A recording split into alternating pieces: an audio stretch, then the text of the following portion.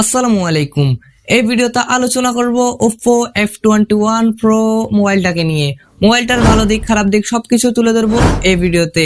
মোবাইলটা থেকে আপনারা কেমন পারফরমেন্স পাবেন, মোবাইলটার গেমিং পারফরমেন্স কেমন হবে, মোবাইলটার ডিসপ্লে কোয়ালিটি কেমন হবে, মোবাইলটার ক্যামেরা কোয়ালিটি কেমন হবে। সো এই ভিডিওটা দেখলে আপনারা মোটামুটি একটা ধারণা পাবেন।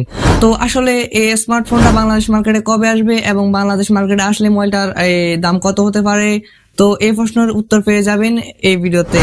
তো ওভারঅল এই স্মার্টফোনটা কেমন হবে সেটা আপনারা জানতে পারবেন। এই Oppo F21 Pro স্মার্টফোনটা যদি বাংলাদেশ মার্কেটে আসে তাহলে কি এই স্মার্টফোনটা কি নেওয়া ঠিক হবে, তো এই প্রশ্নেরও উত্তর থাকবে এই ভিডিওতে। তো আমি আপনাদের সাথে আছি সঞ্জিদ সামির। ইউটিউব চ্যানেল হলে এখনই কষ্ট করে চ্যানেলটিকে সাবস্ক্রাইব করে দিন এবং পাশে থাকা বেল আইকনটি বাজিয়ে চ্যানেলটির সাথে থাকুন এবং ফেসবুক পেজে হলে এখনই পেজটিকে ফলো করতে ভুলবেন না।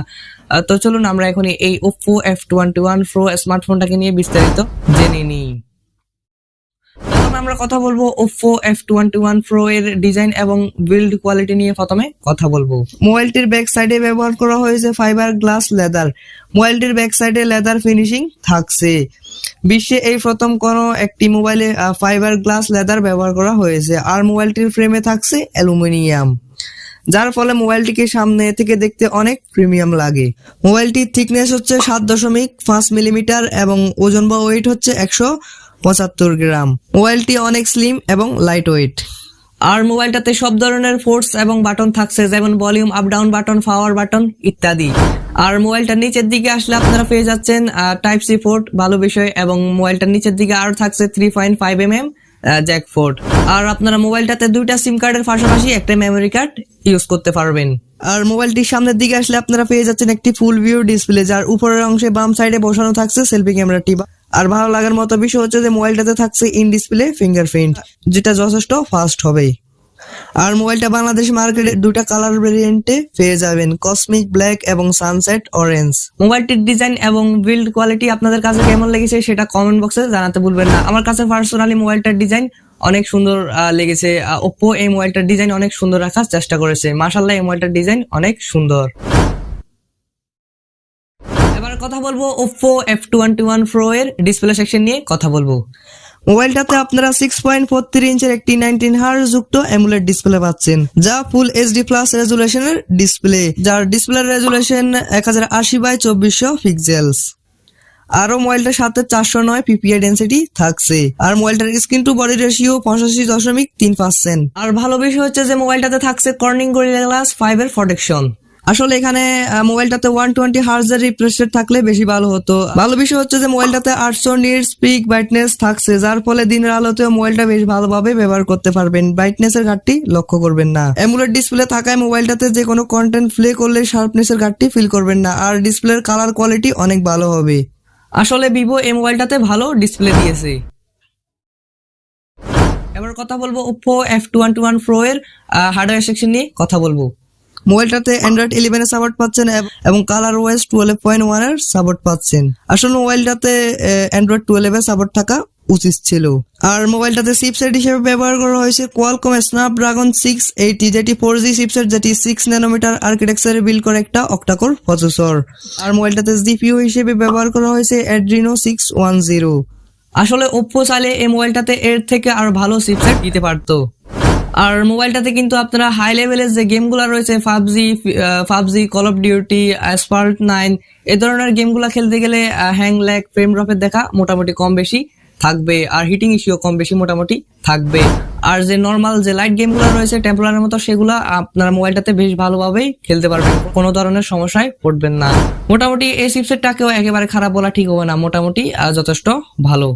আর আপনারা মোবাইলটাতে কিন্তু ফ্রি ফায়ার অনেক ভালোভাবেই খেলতে পারবেন।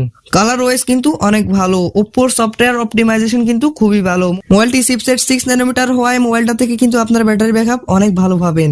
মোবাইলটা আপনারা বাংলাদেশ মার্কেটে একটা ভেরিয়েন্টে পেয়ে যাবেন 8/256 GB। আর যার স্টোরেজ টাইপ হচ্ছে UFS 2.2, র্যাম টাইপ হচ্ছে LPDDR4X। আবার কথা বলবো Oppo F21 Pro এর মেইন ক্যামেরা সেকশন নিয়ে কথা বলবো। মোবাইলটির পিছনে ট্রিপল ক্যামেরা সেটআপ থাকছে। আর মোবাইলটার মেইন সেন্সরটি হচ্ছে 64 মেগাপিক্সেলের অ্যাপারচার 1.7, আর একটা 2 মেগাপিক্সেলের মাইক্রোস্কোপ সেন্সর রয়েছে অ্যাপারচার 3.3, আর একটা আর ডেপথ সেন্সর থাকছে 2 মেগাপিক্সেলের। আর মেইন ক্যামেরার ফিচার্স হিসেবে আপনারা মোবাইলটাতে LED flash, HDR, panorama support পাচ্ছেন। আর মোবাইলটা দিয়ে সর্বোচ্চ ভিডিও রেকর্ড করতে পারবেন 1080p 30 fps এ। আসলে এত দামি একটা মোবাইল, বাট মোবাইলটাতে 2K কিংবা 4K অপশন থাকা উচিত ছিল। মোবাইলটাতে কিন্তু ওআইএস থাকছে না, ইআইএস থাকছে। আমার কাছে খারাপ লেগে গেল মোবাইলটার ব্যাক ক্যামেরায়। এখানে ওপ্পো চাইলে মিনিমাম এখানে একটা 8 মেগাপিক্সেলের আল্ট্রা ওয়াইড ক্যামেরা দিতে পারতো। এখানে আমরা ব্যাক ক্যামেরা একটা আল্ট্রা ওয়াইড ক্যামেরা মিস করতেছি। আসলে এখানে একটা 8 মেগাপিক্সেলের আল্ট্রা ওয়াইড সেন্সর থাকা উচিত ছিল। এবার কথা বলবো Oppo F21 Pro এর সেলফি ক্যামেরা সেকশন নিয়ে কথা বলবো। সেলফিতে থাকছে 32 মেগাপিক্সেলের ক্যামেরা অ্যাপারচার 2.4। আর সেলফি ক্যামেরার ফিচার্স হিসেবে আপনারা শুধুমাত্র প্যানোরামা এবং এইচডিআর এর সাপোর্ট পাচ্ছেন। আর আপনারা সেলফি ক্যামেরা দিয়েও সেম আর সর্বোচ্চ ভিডিও রেকর্ড করতে পারবেন 1080p 30 fps এ। এই জায়গায়ও কিন্তু 2K বা 4K অপশনটা দিতে পারতো Oppo। আর সেলফি ক্যামেরায়ও কিন্তু সেম ওআইএস থাকছে না, ইআইএস এর সাপোর্ট থাকছে। জানা যাচ্ছে মোবাইলটির ফটো কোয়ালিটি অনেক ভালো হবে। আমরা দেখতে চাই Oppo এই মোবাইলটার photo quality plus video quality কেমন করে। আর কানেক্টিভিটির কথা বলতে গেলে মোবাইলটা 4G মোবাইল, আর মোবাইলটা কিন্তু 5G মোবাইল হলে বেশি ভালো হতো। এই দামে আসলে 4G মোবাইল আসলে মেনে নেওয়ার মতো না, এখানে 5G থাকলে বেশি ভালো হতো। আর মোবাইলটাতে ওয়াইফাই, ব্লুটুথ, হটস্পট, জিপিএস এর মতো সুবিধাগুলো থাকছে। আর মোবাইলটাতে কিন্তু NFC সাপোর্ট থাকছে না। আর মোবাইলটাতে 4500 mAh এর ব্যাটারি থাকছে এবং সাথে 33 ওয়াটের ফাস্ট চার্জিং সাপোর্ট করবে মোবাইলটাতে। আর মোবাইলটাতে কিন্তু রিভার্স চার্জিং এর সুবিধা থাকছে, মানে এই মোবাইলটা থেকে আপনারা অন্য মোবাইলে চার্জ করতে পারবেন, যেটা অনেক ভালো বিষয়। এই মোবাইলটা চিপসেট কিন্তু 6 ন্যানোমিটার আর্কিটেকচারে বিল্ড করা, যার ফলে আপনারা মোবাইলটা থেকে একদিনের মতো ব্যাটারি ব্যাকআপ ইজিলি পাবেন। আর Oppo থেকে জানিয়ে দেওয়া হয়েছে যে মোবাইলটা বাংলাদেশ মার্কেটে 10 এপ্রিল লঞ্চ হবে। আর মোবাইলটার 8/256GB দাম হতে পারে 27 থেকে 28,000 টাকা। আর এখন কথা হচ্ছে যে মোবাইলটা যদি বাংলাদেশ মার্কেটে আসে তাহলে কি আমাদের জন্য আসলে নেওয়া ঠিক হবে? Oppo আপনাদেরকে এই দামে ভালো ডিজাইন দিয়েছে, ভালো ডিসপ্লে দিয়েছে। আর মোবাইলটার ক্যামেরা সেকশনে কিন্তু আমার কাছে খারাপ লেগে গেল, বাট একটা আল্ট্রা ওয়াইড সেন্সর থাকা উচিত ছিল আর মোবাইলটার ক্যামেরায়। সো এই বিষয়টা একটু খারাপ লেগে গেল। আর আরেকটা খারাপ বিষয় হচ্ছে যে মোবাইলটাতে আসলে এই দামে এই চিপসেটটা আসলে মেনে নেওয়ার মতো না। কোয়ালকম স্ন্যাপড্রাগন 680 এই চিপসেটটা কিন্তু Redmi Note 11 মোবাইলটাতেও ব্যবহার করা হয়েছে, যেটার দাম কিন্তু অনেক কম।